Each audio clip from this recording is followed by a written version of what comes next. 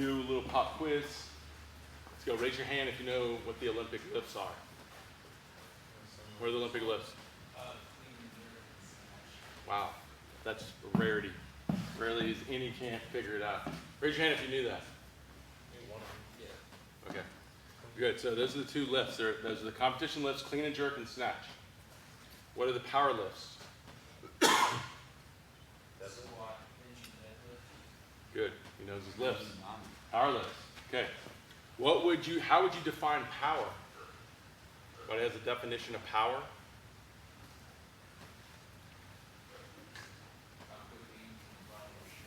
Yeah, good.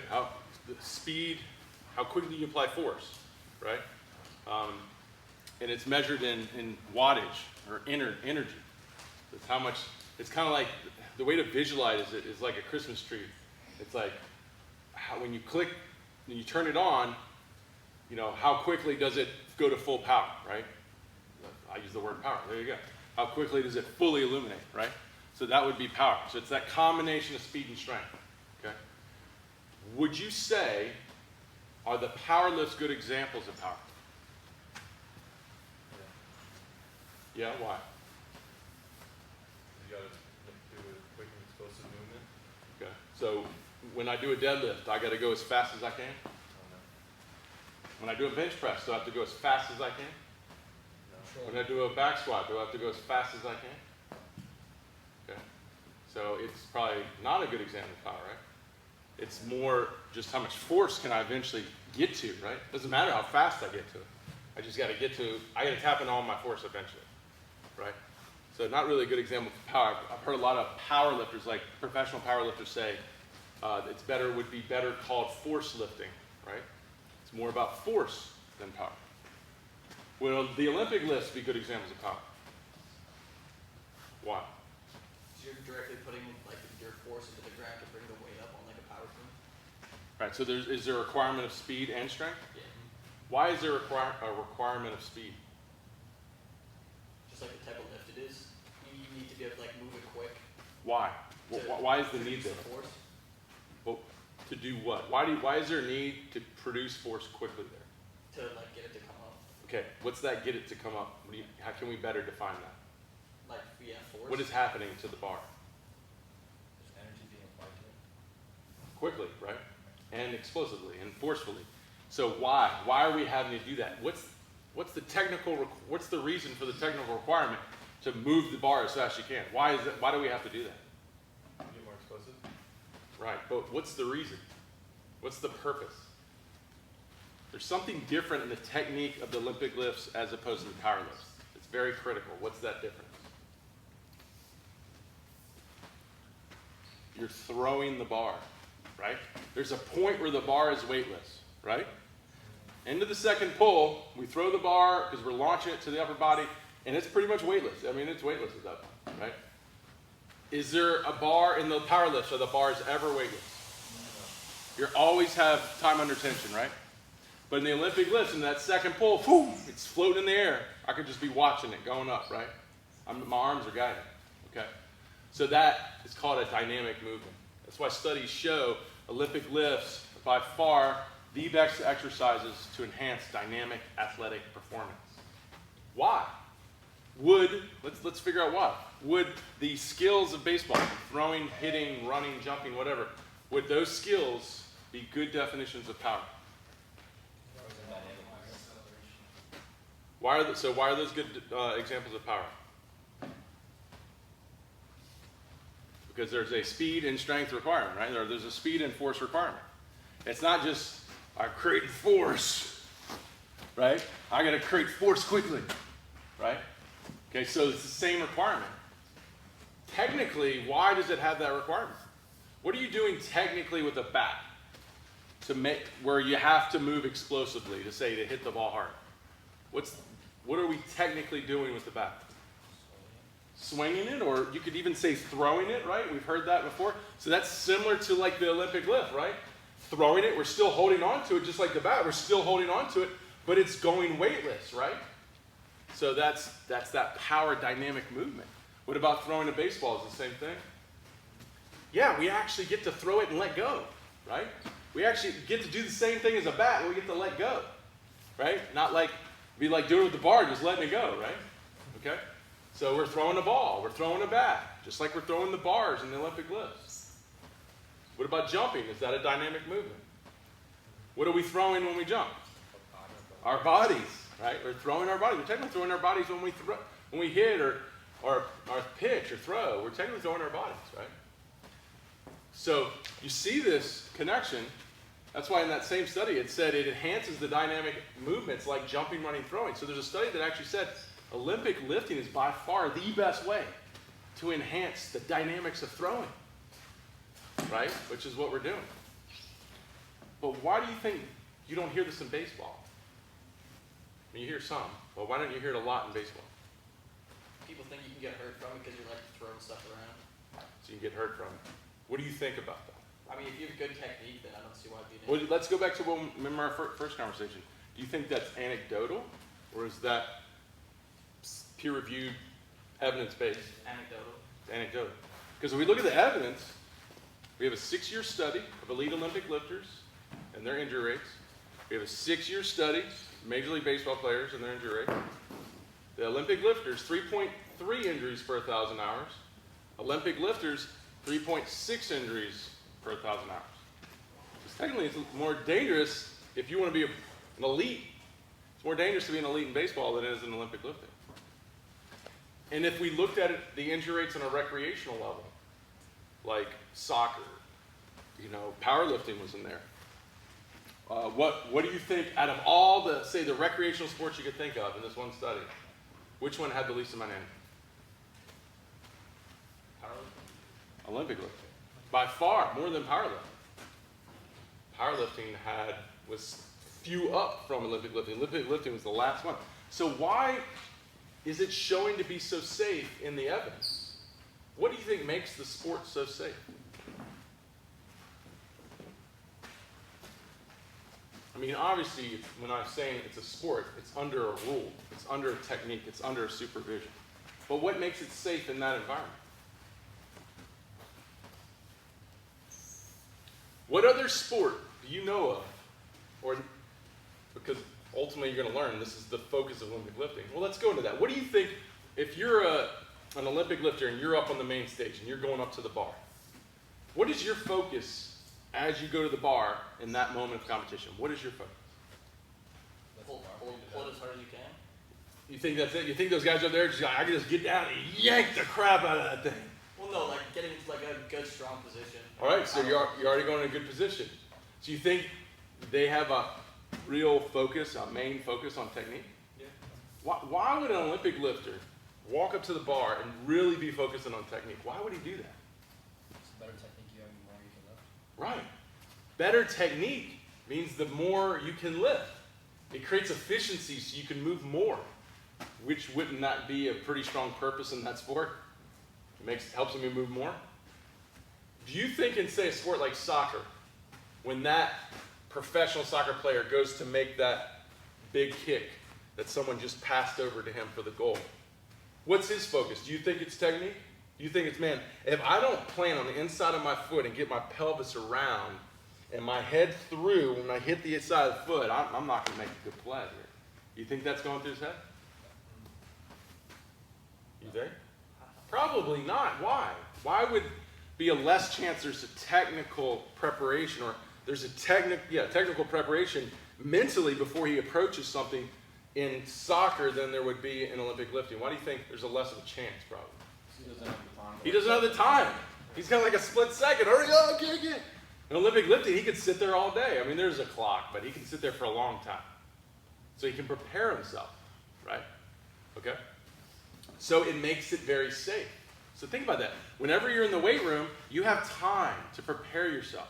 You have all day if you want to prepare yourself, put yourself in the right positions, and make the best moves, right? That's a safe environment that you want to build and enhance performance in. And you're doing it in a skill that has a high correlation to the power performance levels that you need to be an elite in baseball. So obviously when you hear those claims of injury in baseball, there really isn't evidence supporting it. I mean, I've looked at every piece of evidence I can find supporting it, right? You even hear coaches say like the wrist, well, we're concerned about the wrist. Or the elbow, not the wrist. It'd actually be more of a concern for the wrist than the elbow. But the elbow, like when I see guys here, I'm worried about the elbow. The elbow injury in that study with the 3.3 injuries for Olympic lifters was 2.5%, the elbow injuries, which is pretty much insignificant. Anything around 5 to under 5% is kind of insignificant. Okay? So it's really not there. So it becomes anecdotal, right? What other concerns do we hear in the weight room when it comes to, not even Olympic lifts, when it comes to going into the weight room and lifting? For baseball players. Don't get too big. Don't get too big. So what's that going to do? What is getting too big going to do? Like tightening your shoulders, you're not flexible and mobile. Okay. Not quick. Do you think that's true? What do you think this, or do you think that's anecdotal or evidence-based? Yeah, anecdotal. So what do you think the evidence says on that? Well, like, our oldest Chapman's huge and he's Yeah, a lot exactly. and he throws Now you're seeing bombs. guys that it just doesn't make any sense. Yeah. But as far as the Olympians, you think the Olympic lifters are very tight? They're probably the most mobile people in the world. I mean, they can do splits. They're like gymnasts, right? And why are they so flexible? I mean, we can show you someone like the old Russian Klokov. Guy can literally pull his legs around his head and he can clean a jerk over 500 pounds. Why is he so mobile? Stretch a lot? What? Stretch a lot? Actually, they don't. They just will do a good warm-up stretch, but they don't spend a lot of time in stretching. Why don't they spend a lot of time in stretching then? Or what's causing them to get so mobile but they're not spending a lot of time stretching? Technique creates the mobility. Right. The Olympic technique creates mobility. Why does it create mobility? Because of the different movements you're doing within your body. So with the Different movements, but what are happening in those movements different than say playing baseball? They're full range movements, right? You ever seen an Olympic lifter catch bar and their butt on the floor and then stand it up, right? So they're typically through almost all full range movements in the body in each joint. So if you're taking weight and you're loading as far as you can into a movement, as far as you can with weight, what do you think happens? You better range of motion. Why? You're pushing beyond the limit. Right, because the weight is probably the better tool for stretching you than you just trying to touch your toes. So like, what's the better way to stretch? Me just try to touch my toes, or me to hold 200 pounds and let it pull me down? That's weird. Why do people say that weightlifting makes you tight if the lifts are stretching you farther than you could ever stretch yourself? Right? Of course, if you get mass, now you get a mass issue. Like, this arm can't go anymore because the bicep's hitting the pec. I get that issue. But that's hypertrophy you'll never get into. You are so far from that right now, right? But as far as the strength to load into a full range, that actually is going to increase your range of motion. Because you're trying to do it with your body in baseball, but you can't. But when you do it with weight into those positions, all of a sudden, wham, you go as deep as you could possibly go, as long as your body can stabilize. Okay. What's the other issues we hear in baseball about the weight room that we shouldn't do?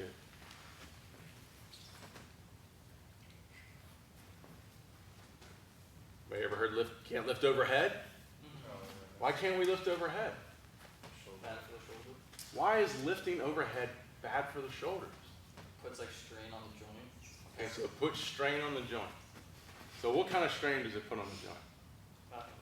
Okay, so what kind of strain does it put on the joint here as opposed to like maybe you picking up a bag? What's the difference? If I pick up a heavy suitcase here, what's the difference between that or holding that suitcase here? What's the difference?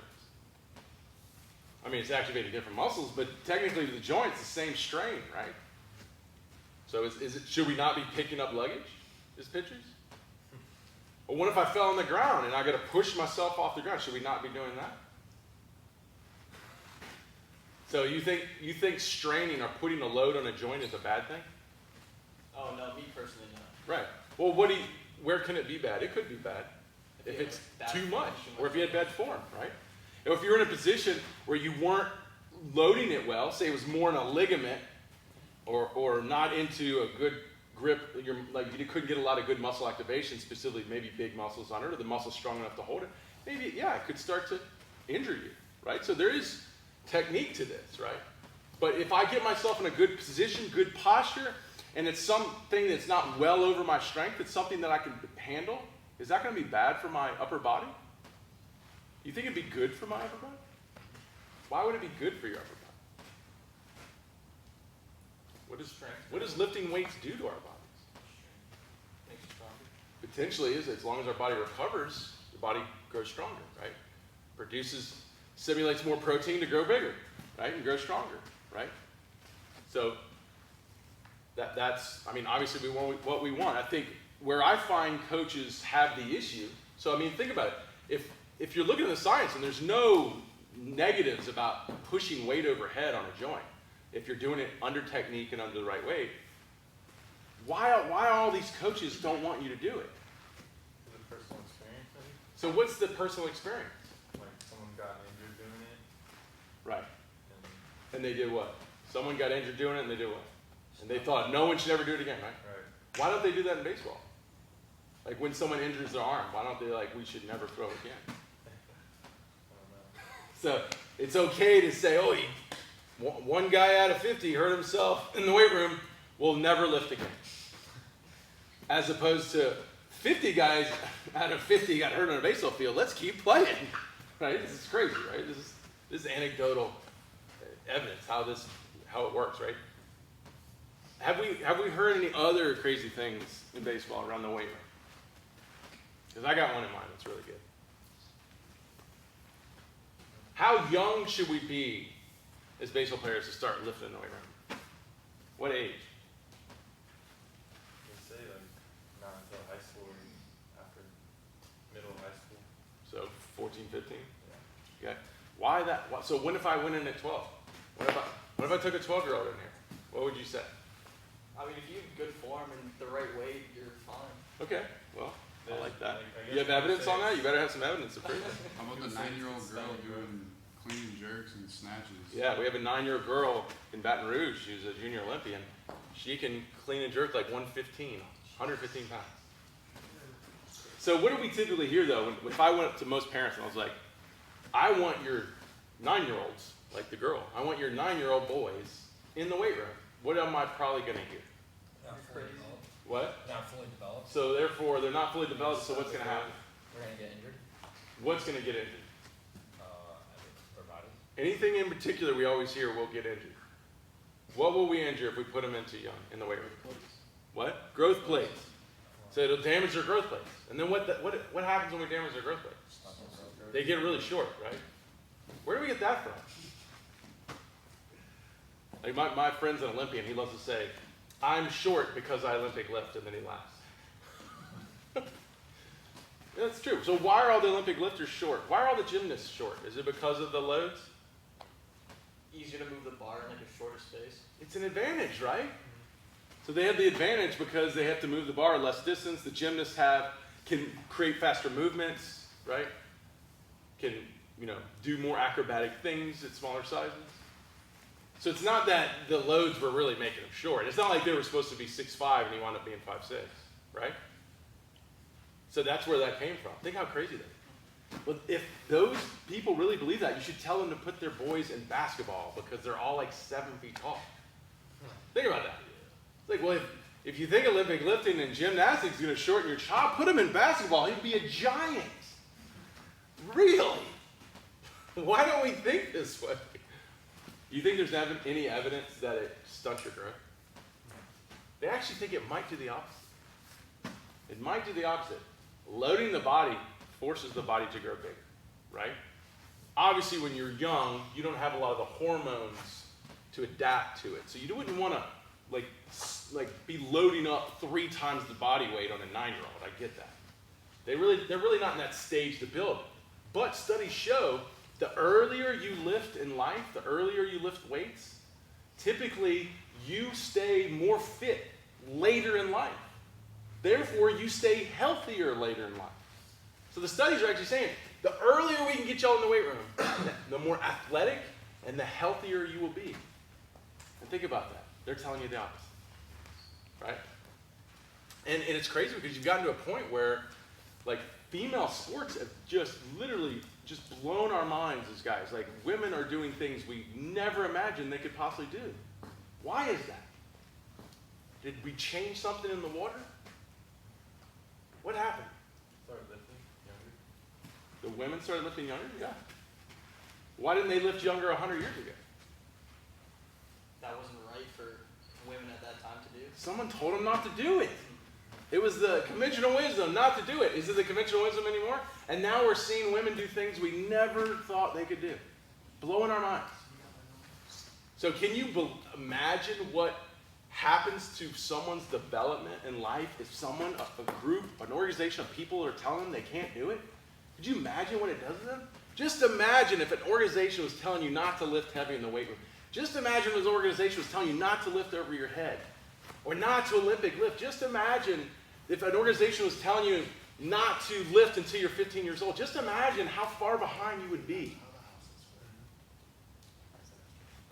Is any of this personal at this point? Is that crazy? All right.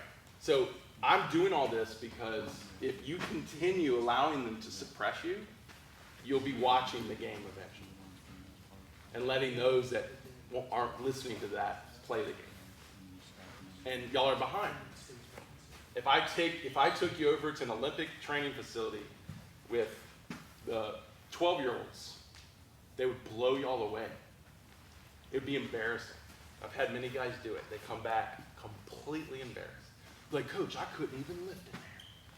There was a 15-year-old girl next to me doing twice my weight. Man, I was so embarrassed. I had to lift in the corner of the room, and I just left. Like, yeah, you've been in a sport that's suppressing your athletic development. So in the day, what are you going to do about it? And if you continue to carry all those doubts and those negative things, you're never going to fully embrace this and catch up because you're behind, right? We talked about that today. There's 3 developmental stages we got to get through if we want to train for high-level performance in any sport. We've got to get to learn to train. You've got to actually learn this stuff. You can't be good at something you don't know how to do. Then you got to train, meaning you got to get it going, build your base, get good at it. Then we go for then we train to compete. Then it's, hey, how high can I get it? Can I can I get to a peak level before I'm 27 years old, right? So we've got to get all that doubt out of our heads or it's going to hold us back. That's why I do this. Any doubt, you walk out of there with any doubts, someone will find it in you and feed it, like pummel it into you, and you will quit. You're like, you're right, I'm just going to long toss, run poles, and I'll be in the bigs one day. Right? Oh, running guns? Yeah, I'll put running guns in. I'll be in the bigs. You're right. I'll be right there with you. Yeah, I'll never get injured. You know, right? So we can't think that way. All right? So that's my soapbox. All right, let's go into the lifts.